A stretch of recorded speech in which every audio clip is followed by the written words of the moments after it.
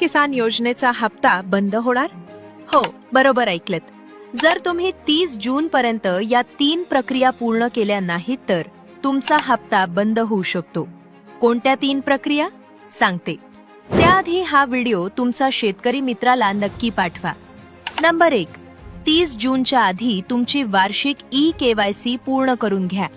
Number 2, e-KYC बरोबर शेतकऱ्यांनी ॲग्रीस्टॅग नोंदणी पूर्ण करणे आवश्यक आहे.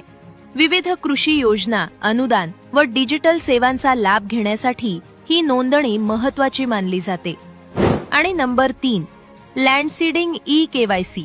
ॲग्रीस्टॅग बरोबर शेतकऱ्यांना लँडसीडिंग करावे लागणार आहे, अन्यथा पीएम किसान योजनेचा लाभ मिळणार नाही. यासाठी शेतकऱ्यांना जमिनीचा 7/12, 8 उतारा व आधार कार्ड तलाठी किंवा जवळच्या CSC केंद्रात जमा करून पडताळणी करून घ्यावी लागते.